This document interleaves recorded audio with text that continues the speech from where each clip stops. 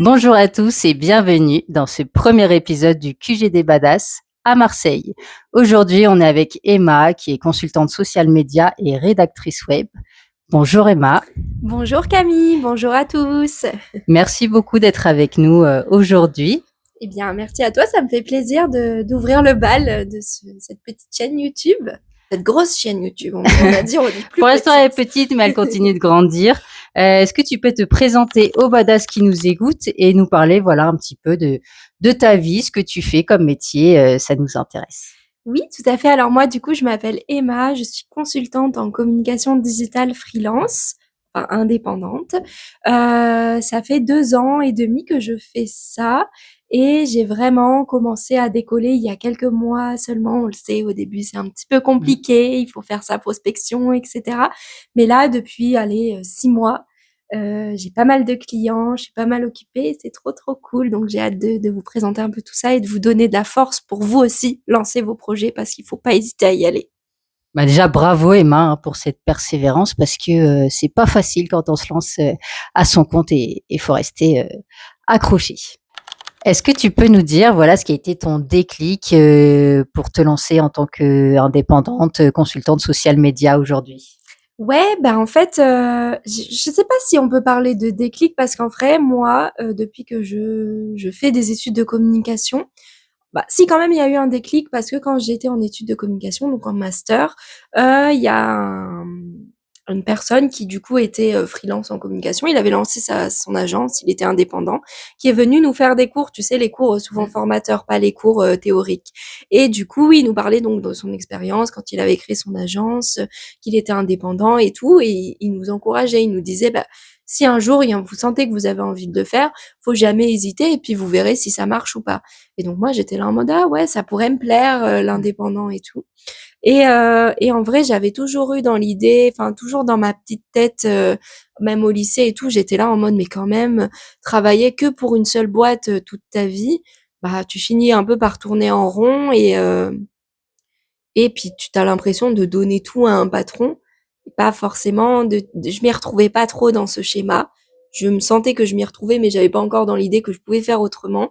Et c'est vrai que, bah voilà, ce prof qui nous avait dit, mais c'est possible en master, j'étais là, ouais, en vrai, c'est pas mal. Mais je me disais peut-être pas encore trop que c'était pour moi. Donc, bah, après, j'ai suivi mon parcours normal, j'ai fait un stage, etc. Et en fait, j'étais diplômée au moment du Covid. Mm. Donc du coup, pas beaucoup d'offres en communication ou alors pas très bien payées. Donc j'étais là en mode, bah, c'est vrai ce prof qui avait dit l'indépendant, ça pouvait être pas mal et tout. Bah, peut-être que là, c'est l'occasion parce que je trouve pas d'offres, donc j'ai rien à perdre, quoi. Mm. Plutôt que de chercher des offres tout le temps et de pas trouver ou voilà, de pas être retenue en candidate parce que 10 000 candidats postulaient. Tente l'indépendant et tu verras bien. Et donc j'ai tenté et je me suis lancée et je suis toujours là. Donc c'est qu'au final, ça a marché. C'est vrai que depuis plusieurs années, en fait, plus personne reste dans une entreprise pendant 10 ans, 15 ans, comme nos parents pouvaient le faire à l'époque. Aujourd'hui, les gens en entreprise, ils bougent aller tous les 3 ans, et il y en a pas beaucoup qui pensent à l'entrepreneuriat. Ça peut être aussi une option quand on a besoin, voilà, de projets qui changent, on a besoin de toujours être en action, le challenge, tout ça, et on pense pas forcément à cette voie-là, et pourtant elle peut plaire à beaucoup de personnes qui sont encore aujourd'hui en CDI.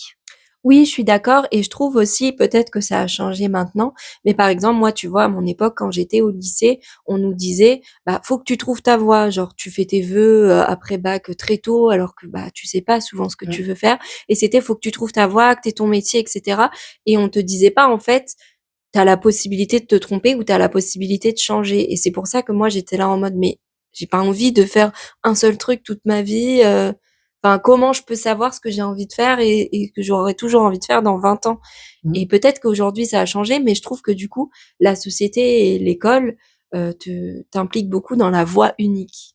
Oui, clairement, moi au lycée on m'a jamais dit tu pourras te lancer à ton compte. Je l'ai Et on te le découvert dit par pas, ouais. moi-même. On te le dit pas, hein, c'est dommage. Tu nous as dit tout à l'heure que tu t'étais lancé en pleine période de Covid, ça a pas dû être simple. Comment c'était les débuts et quelle a été ta plus grande peur que tu as dû affronter? Alors oui, effectivement, on va pas te vendre du rêve. Les débuts, c'était compliqué. Je pense que c'est compliqué pour tout le monde de toute façon et moi, du coup, quand je me suis lancée, c'était, bah, par choix parce que je voulais tester, mais un petit peu aussi une obligation parce que je trouvais pas de contrat en CDI et du coup, quand je me suis lancée, j'avais vraiment, 0 réseau, quoi. Enfin, je connaissais, en fait, moi, en plus, j'ai fait un parcours universitaire classique, donc pas d'alternance, uniquement un seul stage de fin d'études avec un contact. Donc du coup, bah, j'avais un seul contact entre guillemets dans la com. Donc quand je me suis lancée, bah, j'ai commencé avec ce contact, voilà. Mais je savais pas en plus comment prospecter, je savais pas à qui prospecter et j'avais vraiment zéro réseau sur Marseille. Donc ça, c'était compliqué, ce qui a fait que bah, j'ai commencé à faire du coup cette première expérience qui au final m'a servi, mais qui n'était pas non plus hyper bénéfique puisque bah, j'étais pas très bien payée et ça me prenait énormément de temps. Donc j'avais pas trop le temps de me développer sinon.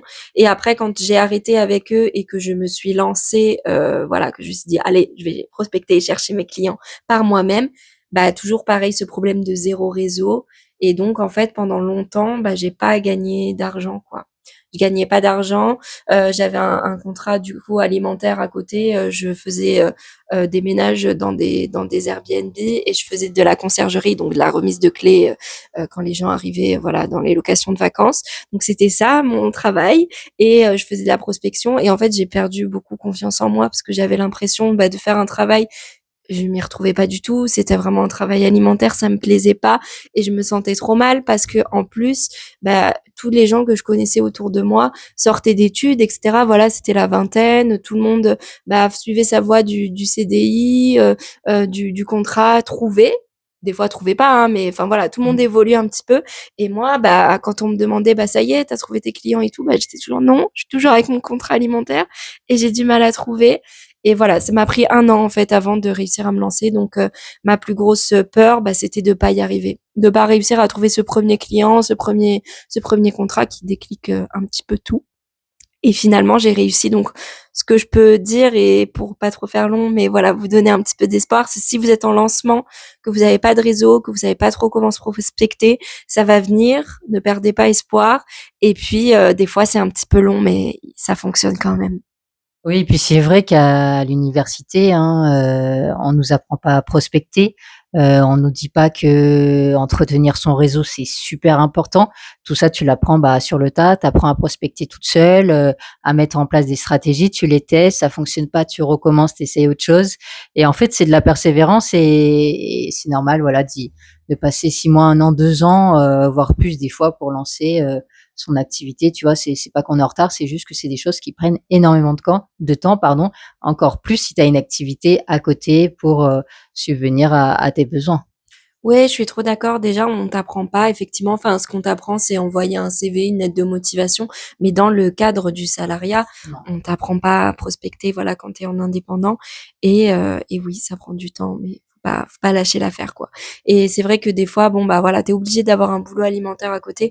Faut pas que ça te frustre en te disant: «Ouais, c'est» en fait, moi, je me disais: «Bah, du coup, c'est que je suis bonne qu'à faire ça, quoi, ou personne veut de moi, quand je prospecte dans ce que j'ai fait comme études». Donc je me disais: «Mes études servent à rien».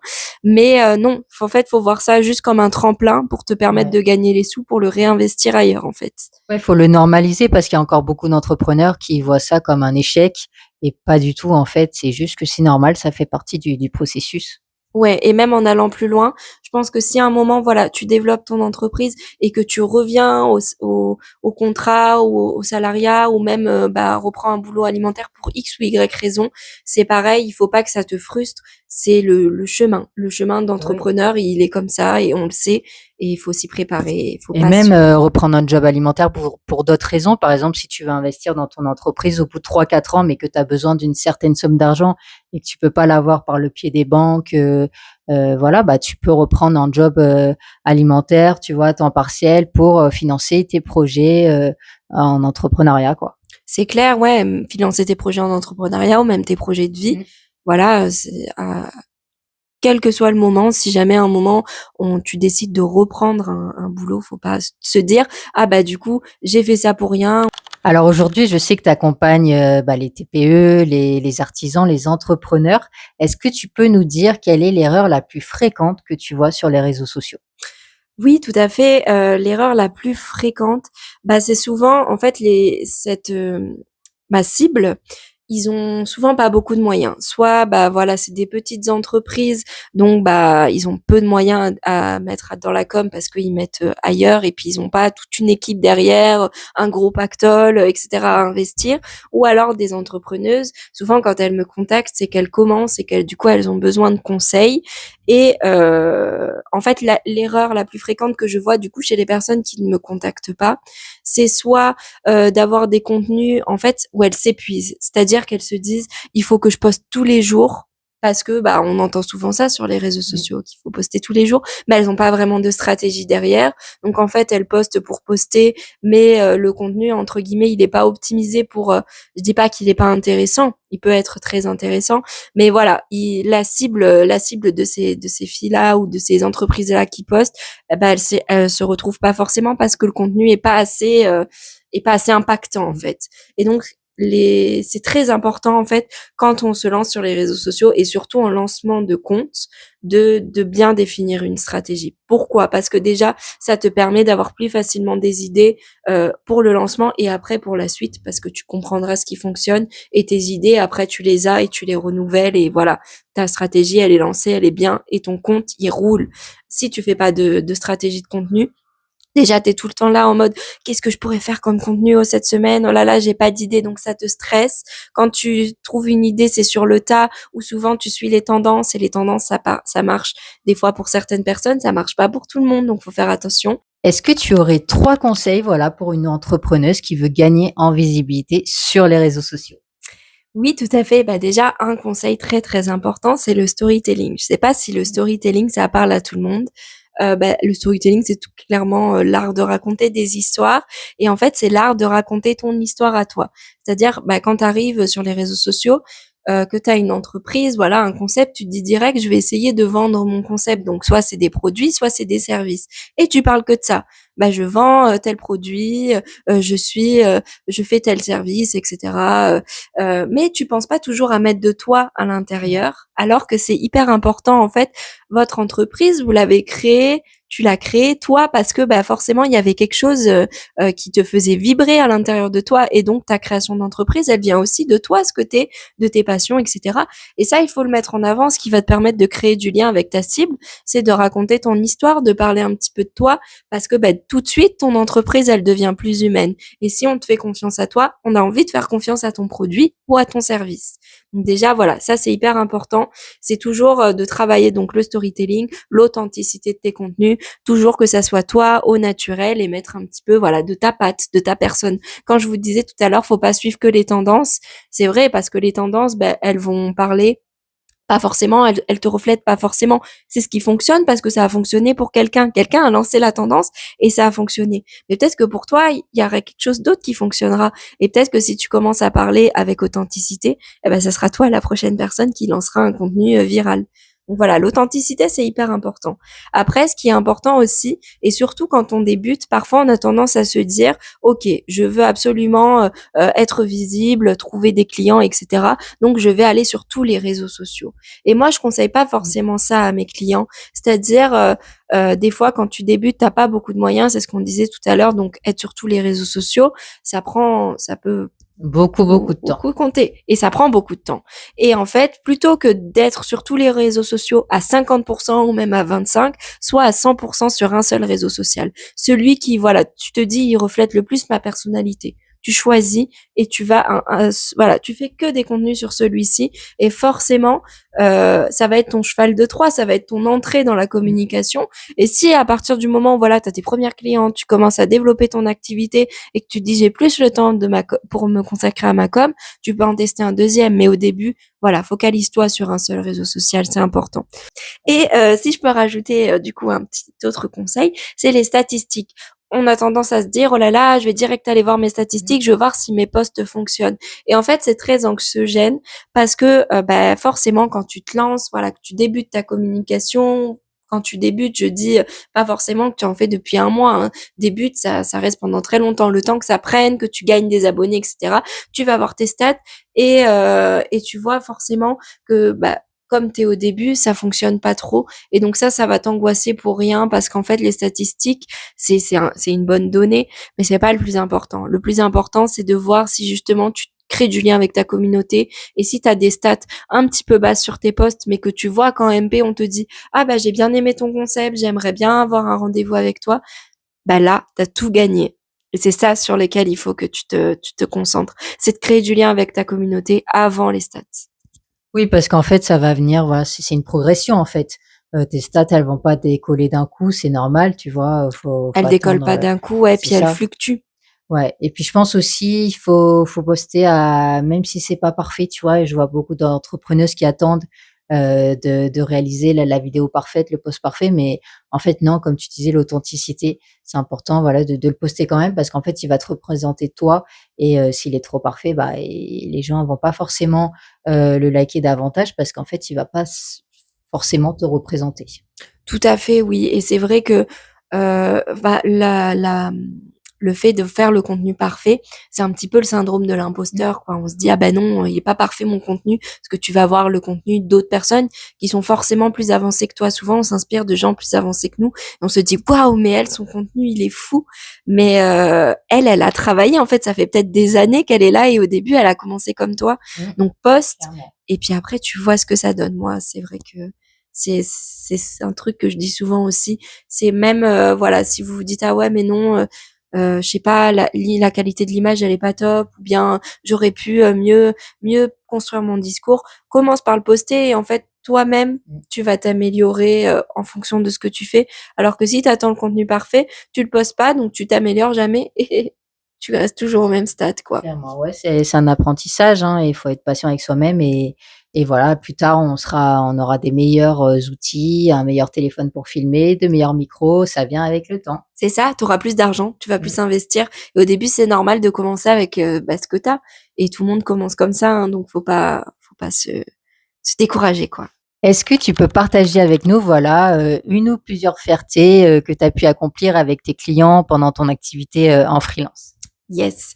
Bah, en fait, j'ai plein de petites fiertés parce que moi, ce qui me rend heureuse, c'est quand j'accompagne et c'est justement aussi pour ça que je cible les petites entreprises ou les entrepreneurs solo, c'est que bah en fait, tu les aides à concrétiser leurs projets et ça c'est trop cool parce qu'une grosse entreprise, bon, elle est déjà des fois, il y a des grosses entreprises qui te contactent en freelance Mmh. pour de la com, mais elle est déjà implantée, donc en fait, juste, bah, tu suis sa stratégie et voilà, mais il n'y a pas trop de fierté. Alors que voilà, une petite entreprise, bah, tu suis son développement et ça, c'est trop cool quand elle te dit, ah, ça y est, j'ai eu mes premiers clients. Ah, bah, là, c'est la première fois que quelqu'un vient me voir des réseaux sociaux. Genre là, tu te dis, ah ouais, c'est que ça fonctionne. Et du coup, j'ai plusieurs petites fiertés. Bah, déjà, je travaille avec Camille depuis quelques mois. Et du coup, Camille, elle me dit souvent, je l'accompagne sur ses trois comptes Mmh. sur les réseaux sociaux. Donc, le compte des badass, ton compte à toi et ton compte C'est d'autrice. ça, tout à fait. Voilà. Et Camille, elle me dit souvent, mais Emma, grâce à toi, j'ai gagné du temps. Elle me dit, j'ai gagné 5 heures par semaine.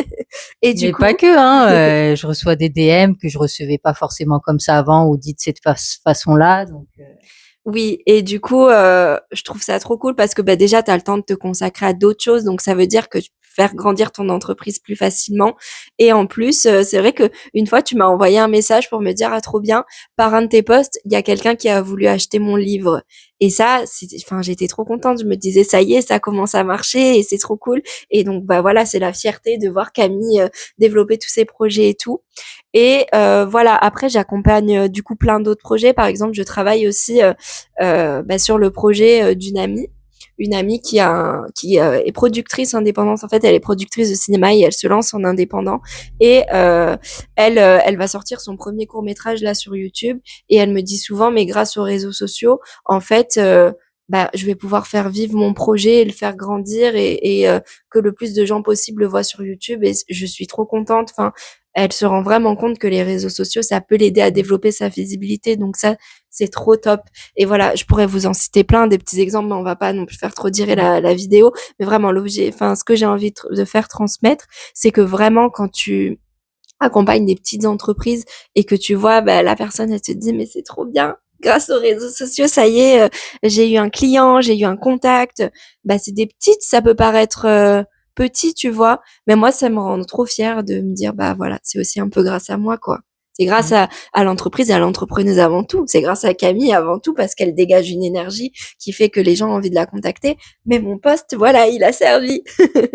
Clairement, mais je rajouterais aussi, c'est important quand on est à son compte, de tenir, un espèce de journal des fiertés, pour la confiance en soi, tu vois? Pour les jours où, bah, ton syndrome de l'imposteur va être plus présent que d'habitude, parce que dans l'entrepreneuriat, tu as des périodes de down, tu as des périodes où tu es là-haut, et donc pour les jours où tu es un petit peu en bas, c'est bien voilà, de relire ses fiertés et de se dire: «Bah, j'ai quand même accompli tout ça. Oui, c'est vrai qu'aujourd'hui, c'est difficile, ça marche pas comme je veux, ça marche pas au rythme que je voudrais, mais j'ai déjà accompli tout ça et ça, c'est déjà génial.» C'est clair et pas se focaliser que sur Mmh. les gros trucs. Par exemple, aujourd'hui, j'ai eu un client, bah, ça peut paraître un gros truc, tu vois, quand tu débutes, mais peut-être que ça peut être des petites victoires aussi. Bah, aujourd'hui, même si c'est pas encore fait, il y a un prospect qui m'a répondu et qui m'a demandé d'envoyer mon book. Bah, déjà, note-le. Moi, ce que C'est je ça. faisais quand j'étais un petit peu, bah, dans ma période de prospection et tout, que j'avais pas toujours trop le moral. Maintenant, j'ai un peu arrêté, mais en vrai, faudrait que je reprenne parce que c'est utile. J'avais un petit carnet et tous les soirs, avant d'aller dormir, je notais 3 choses positives de ma journée. Et en fait, au début, c'était compliqué. J'avais du mal à trouver du positif. Parce que, bah, pour moi, le positif, c'était que des grosses choses, tu vois. Et petit à petit, j'ai commencé, en fait, à noter des choses un petit peu futiles pour certains dans mon carnet. Mais pour moi, ça me faisait du bien. Par exemple, bah, aujourd'hui, il y a eu du soleil. Aujourd'hui, j'ai envoyé 10 mails de prospection. Et pour moi, 10 mails de prospection, c'était C'est déjà énorme, hein. énorme. Et pour certains autres, ça peut sembler tout petit comme victoire, mais si toi, pour toi, c'est une victoire, bah, tu le Faut notes la noter. et ça te fera trop du bien de relire après. Tu vois, au bout de 2 semaines, tu relis peut-être ton petit carnet, tu te dis waouh, quand même, ça, c'était super positif. Et en fait, déjà, le lendemain, quand tu vas te coucher, que tu as noté tes 3 choses positives, le lendemain, tu te lèves dans un autre état d'esprit que si tu l'avais pas Clairement. fait. Alors, est-ce que tu peux nous parler un petit peu de ta vision d'entrepreneuse? Voilà, quels sont tes objectifs à moyen terme ou à long terme? Oui, en vrai, hyper important, trop bien comme question parce qu'il faut toujours avoir des objectifs. Ce que je faisais pas au début. En fait, au début, bah, je me disais trop bien. Quand j'ai eu mes premiers clients, je me disais trop bien, ça y est, je suis lancée. Et genre, bah, je me lançais avec ces clients-là et j'arrêtais de penser au futur. Et ce qui fait que quand tu as des périodes un petit peu down où finalement, bah, le client, bah, le projet est terminé et tout, bah, tu te dis merde, qu'est-ce que je fais maintenant? Donc toujours bien d'être proactive sur la vision du futur. Et moi, ma vision du futur à moyen terme, ça serait de reprendre un petit peu ma com. Parce qu'en fait, au début, bah, j'ai créé un compte Instagram et tout, et je le mettais à jour quand j'avais pas encore beaucoup de clients. Et puis après, j'ai commencé à avoir plein de clients, et du coup, j'étais un petit peu occupée, j'avais plus trop le temps. Et je sais que c'est hyper important d'avoir un compte Instagram. Ben, je le dis à mes clients, donc faut forcément que moi je le fasse aussi. Et donc voilà, ma vision à moyen terme, c'est de prendre sur moi, voilà, de réussir à me dégager du temps pour penser à mon entreprise, penser à moi aussi et pas qu'à mes clients et à voilà, gérer ma création de contenu pour Instagram, bah, parce que justement ça me permettra sûrement d'avoir de nouveaux prospects et cetera. Ça fonctionne comme pour toutes les entreprises, pour un community manager. Instagram ramène des prospects et puis, bah, avoir un côté aussi créatif, voilà, qui est pour moi et pas que pour mes clients et ma vision à long terme, bah, ça serait en fait, j'ai toujours plein d'idées. C'est-à-dire, je suis une personne très créative, j'ai plein d'idées. Par exemple, bah, à un moment, j'ai eu envie d'écrire un roman, tu vois? Et donc du coup, j'avais l'histoire en tête et tout, mais pareil, pas trop le temps de me focaliser dessus ou peut-être que aussi je me disais enfin, je prenais pas assez le temps. C'était aussi une erreur de ma part de me dire: «Bah, j'ai cette idée-là». Mais en fait, j'arrive pas toujours à concrétiser mes idées créatives et du coup, bah, voilà, j'aimerais trop prendre du temps pour concrétiser mes idées créatives et en fait aller plus loin que le freelance et commencer à créer, vraiment des choses. Et aussi, du coup, bah, par exemple, j'ai créé une page avec mon copain parce qu'on adore les cafés, voilà, on adore tester de nouvelles adresses, bon, les cafés, mais plein d'adresses en général. Et du coup, on voulait faire ça un petit peu, tu vois, aller tester des adresses sur Marseille et puis voir si ça pouvait peut-être bah, se développer dans de la création de contenu, peut-être des collaborations et tout.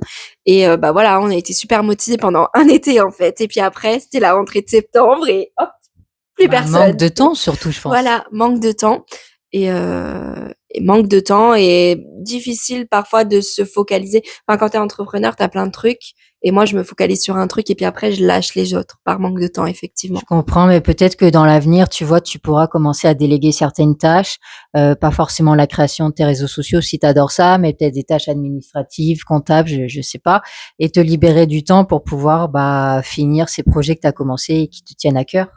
Ouais, clairement. Bah, je me rends compte en plus que c'est possible parce que bah, justement, je t'ai rencontré et que toi, tu fais. Justement, tu as choisi par exemple de déléguer la communication avec moi. Et moi, dans ma vision d'entrepreneuse d'avant, genre, c'était je dois tout faire. On dit souvent, l'entrepreneuse, elle fait tout. Alors, c'est vrai, l'entrepreneuse, elle fait tout.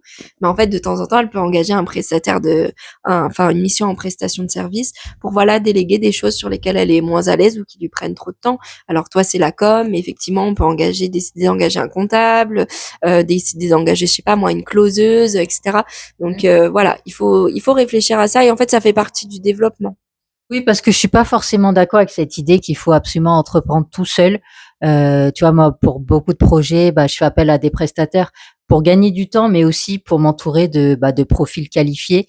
Tu vois, quand j'écris mes livres, par exemple, bah, j'ai deux correctrices qui vont relire le livre, qui vont avoir un regard extérieur. J'ai une illustratrice graphiste qui va faire la couverture et elle est spécialisée en édition auto-édition. Donc en fait, ça me permet voilà d'avoir des profils experts et moi j'ai pas forcément toutes ces compétences et c'est normal, on les a pas tous. Donc c'est de s'entourer voilà des personnes qui vont nous aider à développer nos projets. Je trouve que c'est important si tu veux évoluer et passer à l'étape supérieure dans ton activité. C'est clair, bah déjà on n'est jamais parfait sur tout, on peut jamais tout connaître et puis en fait d'aider enfin de d'avoir quelqu'un qui est là pour t'aider, ça te permet d'avoir des idées que tu aurais pas eues. Je pense que pour la com par exemple, je te donne des idées ou les discussions font que tu as des idées que tu aurais pas eues toute seule. Clairement, hein, mon contenu il a un petit peu changé, ça s'est amélioré et on est assez complémentaires sur ça. Donc clairement, ça t'apporte quelque chose que t'as pas tout seul, quoi. Bah ouais, je pense que c'est très important de s'entourer et d'échanger. Et voilà, la prestation de service, hyper important de déléguer certaines tâches. Et même si tu délègues pas encore, commence à t'entourer, c'est hyper bien C'est ça, pour pour te l'échange. concentrer sur ton activité et bien la développer. Ouais. Alors, est-ce que tu peux nous expliquer qu'est-ce que c'est une entrepreneuse badass? Eh ben, une entrepreneuse badass, c'est plein de choses, mais c'est surtout une fille qui croit en son rêve, son entreprise, qui ose, qui fait les choses bah, pour créer l'entreprise, qui fait les choses après pour tenir dans la durée quand c'est difficile et qui voilà, affronte tout avec le sourire, affronte tout avec bienveillance et qui voilà apporte aussi de la bienveillance aux autres. Quand tu t'entoures, une entrepreneuse badass, c'est pas non plus une fille qui est là, qui fonce et qui fait pas attention aux autres. C'est non, on construit en communauté, ça on n'arrête pas de le dire, c'est hyper important. Donc voilà, t'es une entrepreneuse badass quand tu crois en ton business et quand tu crois en celui des autres. Et aussi alors tu avances malgré la peur parce qu'on pense qu'il y a des entrepreneuses qui n'ont peur de rien, c'est pas vrai. On a Non, tous on a des tous peurs. peur. C'est juste que certaines arrivent à avancer malgré la peur au ventre. Donc ouais, belle définition de l'entrepreneuse badass. Ouais, je peux rajouter un truc? Ouais. Vas-y. Oui, en fait, bah, entreprendre, c'est comme tout, des fois enfin, des fois non, on sort de sa zone de confort carrément. Tout le temps. Et en vrai, on aura forcément peur parce que c'est des choses dans l'inconnu. On va dans l'inconnu. Et bah voilà, t'as peur, mais t'y vas quand même. Et c'est ça qui te fait grandir, en fait. Donc voilà, une entrepreneuse badass, elle a pas peur de grandir. Elle se dit, bah, ok, j'ai peur. Mais ça se trouve, derrière la peur, il y a que du bonheur. Et souvent, il y a que du bonheur, d'ailleurs. Ouais. Et dans la zone de confort, alors c'est sûr que c'est pas agréable, hein, on n'y va pas, voilà, en courant non plus, mais je me rends compte qu'à force d'être dans ma zone de confort, bah je commence à aimer ça. Tu vois, ça, c'est devenu un peu une drogue. J'ai besoin d'être hors de cette zone de confort, même si ça me met mal à l'aise, même si c'est inconfortable au début. Après, ça devient plus rassurant, plus voilà. Mais j'y prends goût et j'ai besoin d'y aller très régulièrement parce que sinon, voilà, je m'ennuie. Mais ça me fait penser, j'avais vu un petit dessin sur les réseaux sociaux à un moment, c'était une fille qui avait fait ça. En fait, elle mettait du coup un petit rond. C'était, Ah, je elle crois que je l'ai vu, cliquait, ça me parle. elle mettait un petit rond et puis en fait, elle mettait zone de confort. Mmh. Et tu sais, il y avait genre c'était tout petit, c'était toi, c'était ta place. Et puis après, il y avait un énorme rond, sortir de sa zone de confort, l'inconnu. Et puis après, tu avais le soleil. Et en gros, bah c'est hyper imagé. Tu décides de sortir de ta zone de confort, voilà, il y a beaucoup de chemins, il y a un gros rond, un gros espace, mais après tu arrives forcément vers un truc qui te fait te sentir bien, genre c'est le soleil, c'est la C'est lumière et ça. t'as tout gagné. Et du coup, t'as ton petit rond de zone de confort. En fait, il s'agrandit et ta zone de confort, elle devient de plus en plus grosse. Mmh. Donc, je comprends que tu deviennes accro parce que forcément, ça t'agrandit ton espace où tu te sens bien au final dans la vie. Mmh. Hyper Tout important. à fait, ça s'agrandit. Au départ, ouais, c'était tout petit, puis petit à petit, ça s'élargit. Les gens vont rentrer aussi dans ta zone de confort, enfin, ta zone aussi d'insécurité, et ils vont t'aider à franchir, ces caps. Ouais, c'est franchement, ça m'avait bien parlé ce dessin, je trouve ça trop cool, donc j'avais envie de le partager. Alors, est-ce que tu aurais un conseil à donner, voilà, à la toi, à la petite Emma qui n'osait pas se lancer, qui avait un peu peur peut-être parfois, qu'est-ce que tu lui dirais? Ouais, bah, j'ai envie de donner un conseil. Il y a la moi qui hésitait, justement à se lancer, qui se disait: «Bah, c'est peut-être pour moi, mais pas maintenant». Mmh. Et ben, en fait, je pense que le pas maintenant, il arrive jamais, genre, c'est jamais le bon moment. Peut-être que parce qu'au début, je me disais: «Bah, je vais faire des expériences en salariat. Après, je réessayerai, mais comme ça, j'aurai de l'expérience et je partirai pas de zéro». Mais en fait, ça se trouve, à ce moment-là, ça n'aurait pas marché non plus. Dans tous les cas, j'aurais pas su prospecter, j'aurais pas su, voilà, peut-être me vendre et cetera. J'aurais pas mieux su. Parce qu'en salariat, c'est pas ce qu'on m'aurait appris. Mmh. Donc du coup, ce que j'ai envie de te dire, bah, c'est que c'est jamais le bon moment et que si tu sens que tu as envie de le faire, bah, n'hésite pas à y aller. Et voilà. Et même si ça a été difficile au début, et ben, j'ai pas perdu espoir et donc j'aurais dit, bah, ne perds pas espoir. Voilà. N'arrête jamais d'y croire. Et c'est vraiment ça. Et plus qu'à la Emma du passé, j'ai envie de dire à tout le monde, jamais arrêter d'y croire. C'est hyper important. Si toi, tu sens au fond de toi que c'est quelque chose sur lequel tu peux réussir, c'est Que que tu es faite pour déjà, ça. c'est ça. Déjà, Mmh. c'est un bon pas et c'est qu'il faut y aller. Il faut pas mettre l'idée de côté. Et le bon moment n'arrive jamais. Non, clairement, il y a pas de bon moment, il faut se lancer et ajuster en chemin. Ça sera pas parfait, on fait tous des erreurs, hein, quand on entreprend. C'est normal, ça aide aussi à apprendre, tu vois? Et à plus recommencer les mêmes erreurs, tu apprends beaucoup sur toi, sur la vie, sur le monde du travail, tout ça donc ouais, c'est important comme tu dis de pas attendre le bon moment et de se lancer si on sent que voilà, on a envie et que vraiment ça nous réveille la nuit, il faut s'accrocher, croire en ses rêves et travailler dur pour les réaliser. Ouais, bah, si je peux faire un parallèle avec ce qu'on disait au début sur les réseaux sociaux, tu vois, tu disais jamais attendre que le contenu soit Mmh. parfait avant de le poster. Et ben là, c'est pareil. Les filles qui ont la vision de l'entrepreneuriat, elles se disent ouais, j'ai envie de le faire, mais avant, il faut que tu assures que j'ai tous les bagages, tu vois. Mmh. Donc, je vais m'engager peut-être voilà, du salariat, etc., pour être sûre d'avoir les compétences qui me permettront de me lancer dans l'entrepreneuriat. Et ben, c'est la même chose que le contenu sur les réseaux sociaux où t'attends que ça soit parfait. Là, t'attends d'avoir toutes les compétences, mais t'as jamais toutes les compétences. Non. C'est jamais le bon moment. Et du coup, bah, tu repousses, alors que l'entrepreneuriat, c'est le faire et évoluer en chemin. C'est comme les réseaux sociaux. Tu postes et t'évolues en chemin. Donc, n'attends pas d'avoir, je sais pas, des années et des années et t'auras gâché des super années peut-être d'entrepreneuriat que C'est t'auras pas le dommage. temps de vivre. Mmh. Ouais. Autant se lancer. Voilà, tu sens que c'est bon. Bah, vas-y et tu verras, t'as juste ton chemin, comme tu dis. Alors, comme tu disais tout à l'heure, tu gères mes comptes et celui de Badass en reconversion.